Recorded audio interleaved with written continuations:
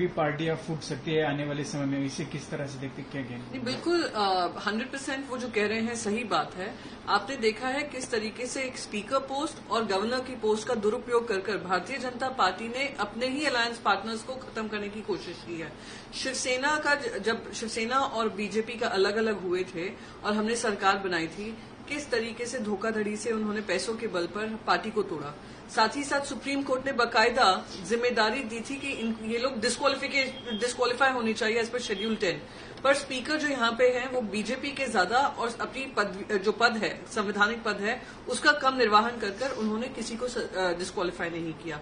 तो यही होगा असेंबली का जो हमने देखा है वही पार्लियामेंट में होगा। पार्लियामेंट में भी जैसे ही शिवसेना में फूट पड़ी थी, सबसे पहले उनको आधिकारिक तौर से जो दिया गया था स्पीकर का बयान, वो दिखाता है कि speaker has now become a political post और वो बार्गेनिंग पोस्ट बनता है। तो अगर इसके बारे में उन्होंने संज्ञान नहीं लिया, अगर टीडीपी हो या जेडीयू हो, अगर ये लोग इस पे आगे आकर ये नहीं मांगते हैं कि हमें ये स्पीकर पोस्ट दी जाए, तो कहीं ना कहीं ये संविधान के खिलाफ होगा, प्रजातंत्र के उसूलों के खिलाफ तो है ही, पर मोस्ट इम्पोर्टेंटली उनकी पार्टी को ही तोड़ने का काम भारतीय जनता पार्टी करेगी, क्योंकि उनको याद रहना चाहिए उनको बहुमत से कम सीट मिली है। वो कोशिश करेगी हर ऐसी पार्टी को तोड़ने की जहां पे उनको बहुमत अपने आप मिल सके।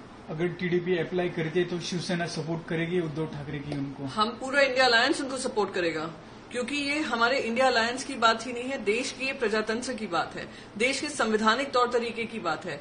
जो भारतीय जनता पार्टी संवैधानिक तौर तरीकों को एक तरफ रखकर, शेड्यूल 10 हो, एंटी डिफेक्शन लॉ हो, बाकी सारे इलेक्शन कमीशन हो, सब चीज को एक तरफ कर अपनी मनमानी कर रही थी, उसी के खिलाफ जनता ने आज आपको बहुमत से दूर रखा है। तो मैं बस यही कहूंगी कि अगर ये संविधान को बचाना है, अगर हमें प्रजातंत्र के उसूलों को बचाना है और पार्लियामेंट्री प्रोसीजर्स को बचाना है, और स्पीकर का रोल हो या गवर्नर का रोल हो पॉलिटिकल नहीं करना है, तो हम सब उसका समर्थन करेंगे।